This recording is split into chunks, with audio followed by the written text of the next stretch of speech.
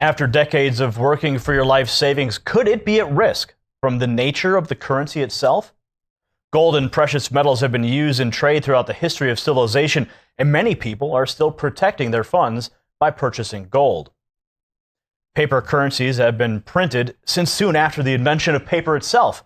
Mongol leader Kublai Khan confiscated all gold and silver in his kingdom, forcing everyone to accept paper money on pain of death.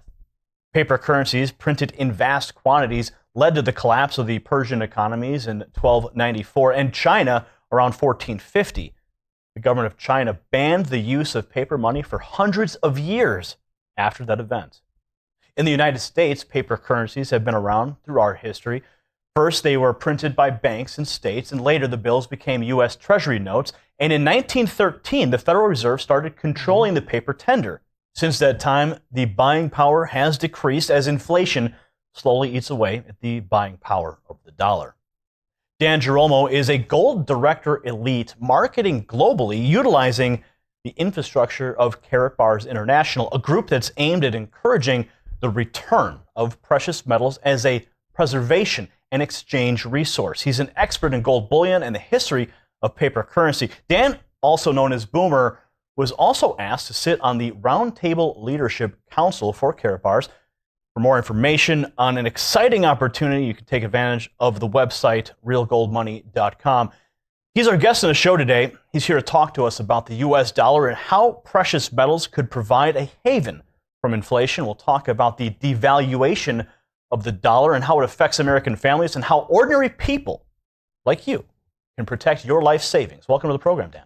Thanks, Gary. I appreciate you having me on the show today. Well, it's great to have you here. Gold is always a very popular topic. People love it. You go to the jewelry store and it's shining in front of you. People have been using it as a medium of exchange for years, as I mentioned. But how does the real value of precious metals compare to the U.S. dollar? We've seen all these bailouts and we've seen the inflation as we talked about. So how is gold tied to that?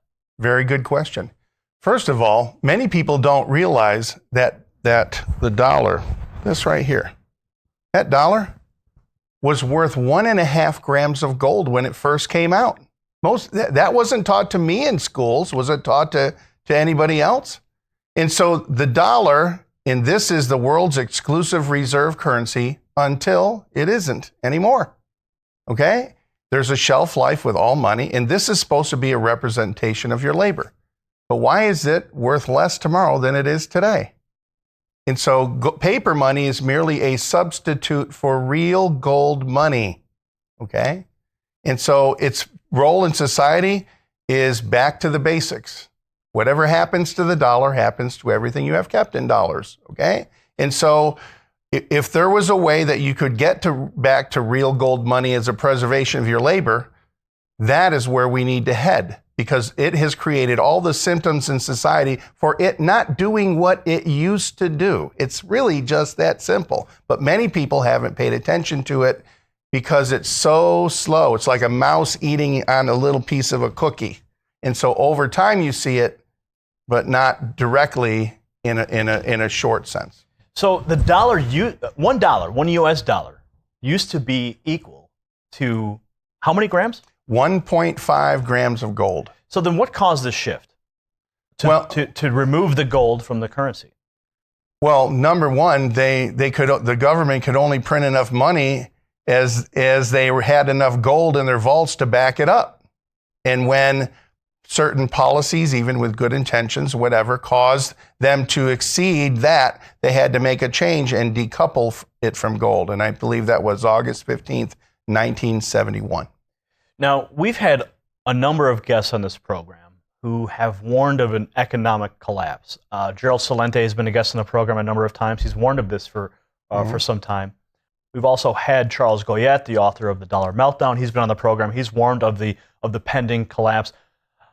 In your view, in your assessment of what you've seen as you travel the world and you witness different economies, you witness different mediums of exchange, are we as a nation here in the United States under the threat of a collapse? Well, I'm sure I'm not a sightseer, But I would say that we see all the symptoms in society today that there's going to be a change. We saw it in the mortgage debacle. No real legislation has changed from that since then. So there's nothing to prevent that from happening again. There's all kinds of other indicators across the planet, as we see in, for instance, Occupy Wall Street, Tea Party movement, regime changes, bail-ins, bailouts, private pension funds being swapped out with public trust bonds. We've seen Venezuela in early February actually devalue their bolivar, right? They did it without warning, and I'm sure that caused some economic turmoil. And so this is the world's exclusive reserve currency until it isn't anymore. And it is only backed by a promise, okay, that it's good to pay the taxes, right? And they can continue to leverage it as long as somebody wants to buy your debt. Well, what if somebody doesn't want to buy your debt anymore? That is going to come a time when there's going to be some changes. I do not know what they're going to look like here or in another country. But as the dollar goes, do many other currencies go? Now, in the Great Depression, the collapse that took place there, if you look at a chart, you can see the stock market. It's a little pimple compared to where we are today. Do you believe we're on the edge of a super bubble? In my opinion, yes.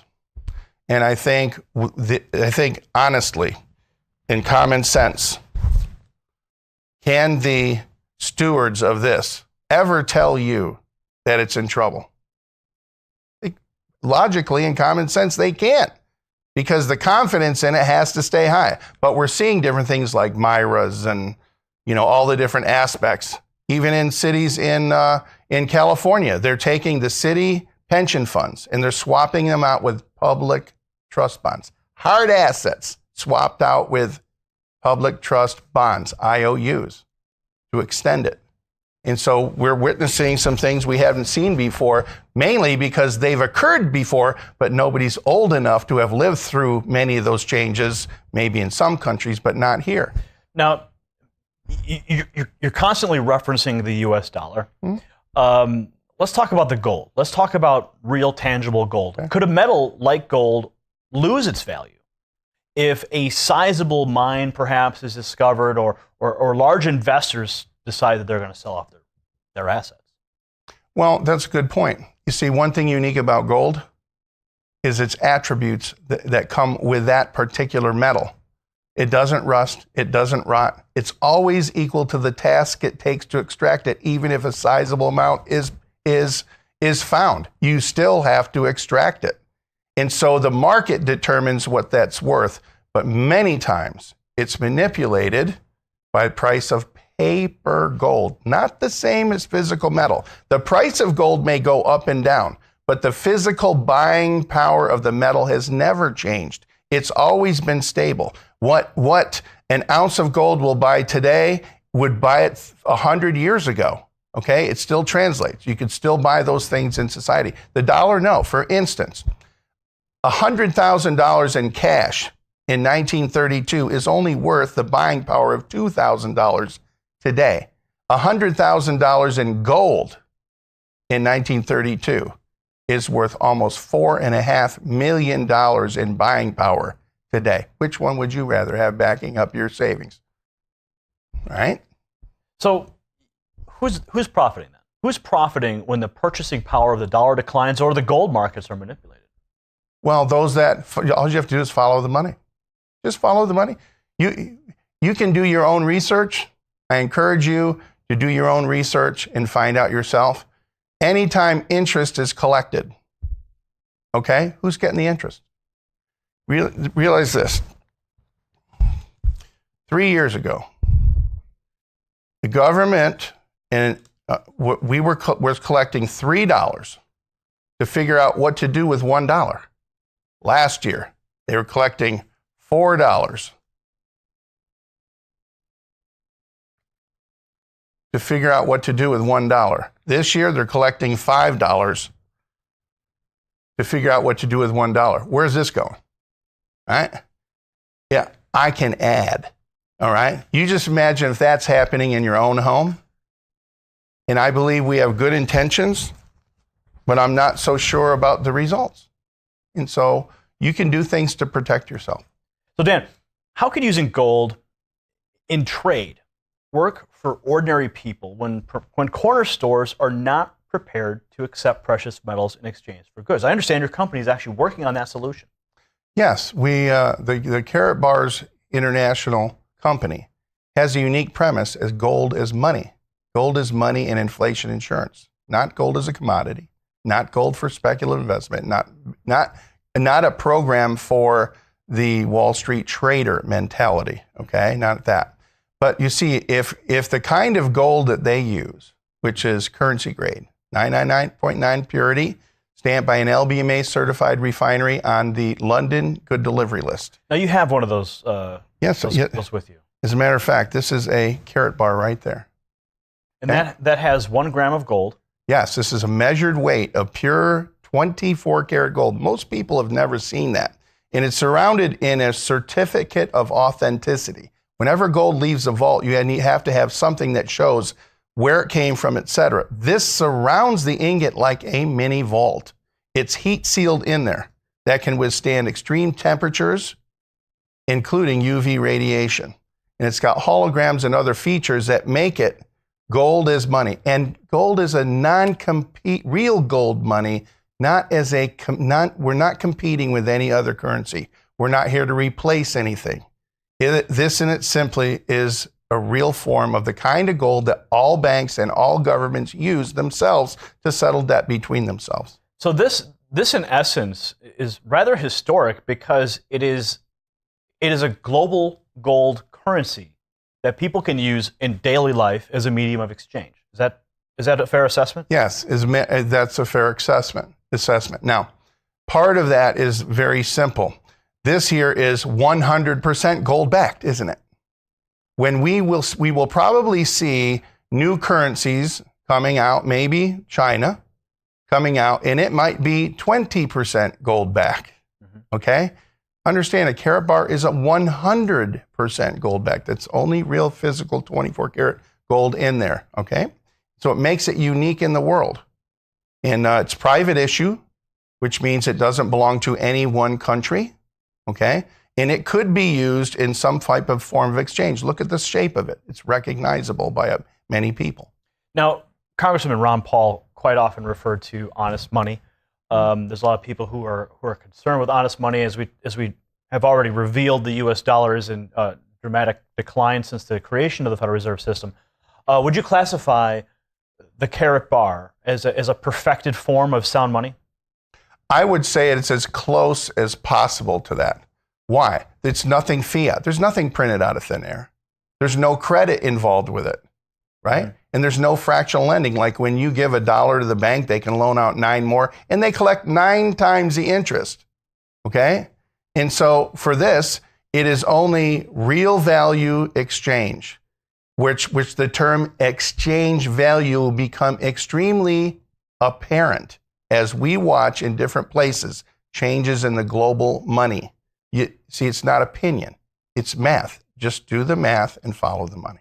So people can use those to trade their fiat paper for gold, but they could also use them as the medium of exchange. And we were just about to get into that. Explain how that whole structure works. Well, you see, paper money is just a representation of the labor that you gave to somebody else. Okay? Credit is money you haven't earned yet. You haven't given the labor yet, right? And some of that is being used as a tool. But as you use credit or you use digital fractional lending, what the banks do, what happens is that it causes inflation in what you do. When actuality, the paper money was designed to be a means of exchange anywhere. You want this guy wants to sell that to you. How do you get that exchange? We're familiar with paper money. One thing was very interesting when I went into Toronto, Canada, and most people haven't experienced this. I went to go buy something from a hotel gift shop. The owner said, "How would you like to pay for that? Canadian dollars, American dollars, pounds, euros, or yuan? Which one?" Wow. I have never experienced that before that, which got to me thinking. They might say, or Karatbars. So how would then a retailer, when this is fully implemented, accept it? Isn't there a smartphone system in place, almost like if you would, a digital Bitcoin backed by gold sort of thing? Well, Bitcoin's a totally different phenomenon because there's nothing tangible. The company only deals with real physical metals, nothing else except that. We only use the same kind of gold that all banks and governments already use to settle debt. Okay. For example, if a retailer had a Karatbars account, yes, and a Karatbars account holder decided to go to that retailer, yes, they could, in essence, transfer gold between each other simply because they're both account holders with the same company using the digital medium? That is a project that the company is working on. We are not quite there yet, but there's nothing to preclude anybody from exchanging what they want to somebody who was willing to take this. I think the big picture of our company in the future is that. K-exchange. Yes, where you see the exchange value, okay? Mm-hmm. Where somebody who has something is willing to exchange it for Karatbars gold, which is unique. See, this, as gold as money, looks the same in any country. It's uniform. And so Karatbars also has a plan that creates an honest money system, free of inflation.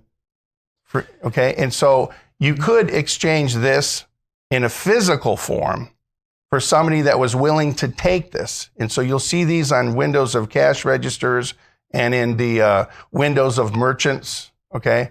And for exchange. Now, you still would pay the sales tax on the exchange. We are not here to take the tax base on a sale away from any government. We want to be good for governments. We want to be an alternative economic commerce mechanism to allow the movement of goods and services through society when the paper money obviously is going to have times when it's going to have trouble. So as long as the tax base can be collected from the exchange, we're good for countries. We're good for governments, because if the expenses go up and the bottom line goes down for a merchant, he has to decide, is he going to close the doors or is he going to borrow more money to try and go through it?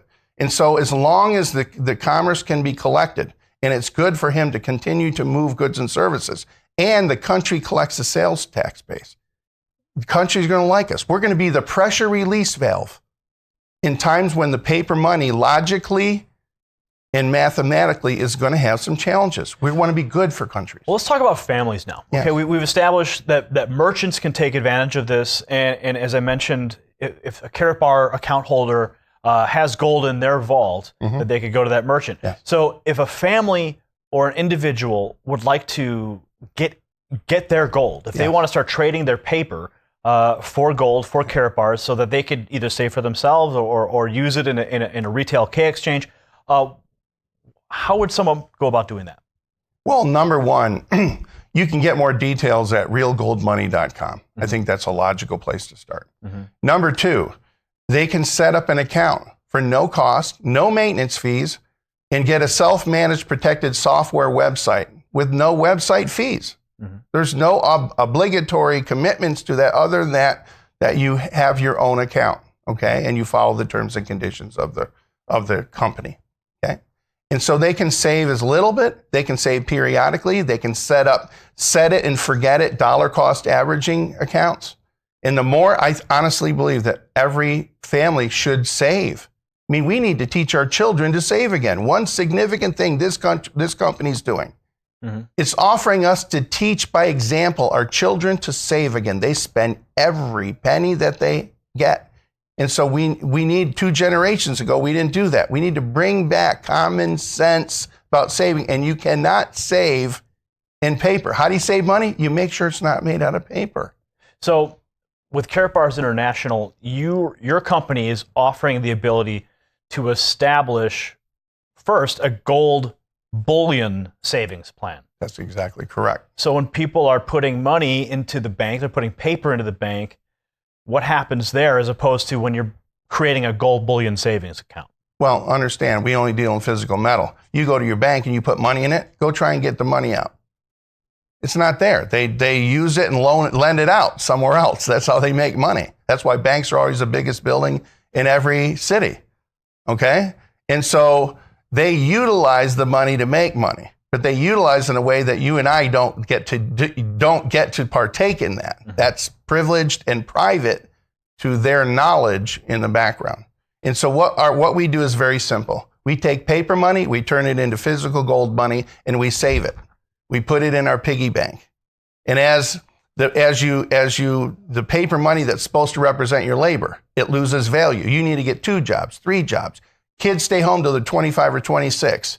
You see different ways that they're trying to access to get the money. And so the simplicity of everything is just take some of your paper money, exchange it into gold money, and save it. Okay? As the value of the paper money goes down, the value of the gold account preserves your labor and value in physical metal.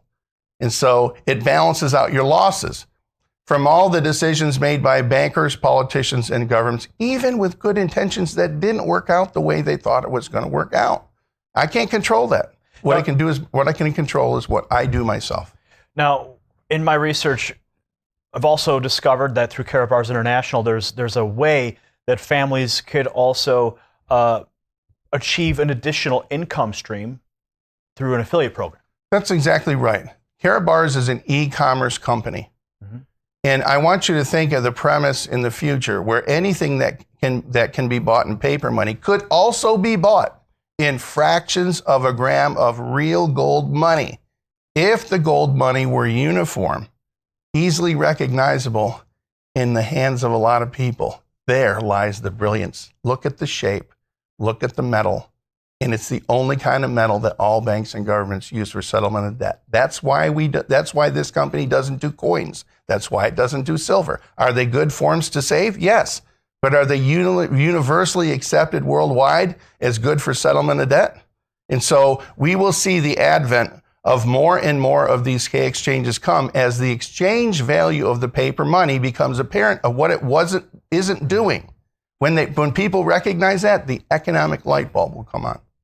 But what is the affiliate program? And how does it work, and how can a family benefit from that, aside from the simply setting up a gold bullion savings account? The simplicity is that your own actions to set one up and use one. Mm-hmm.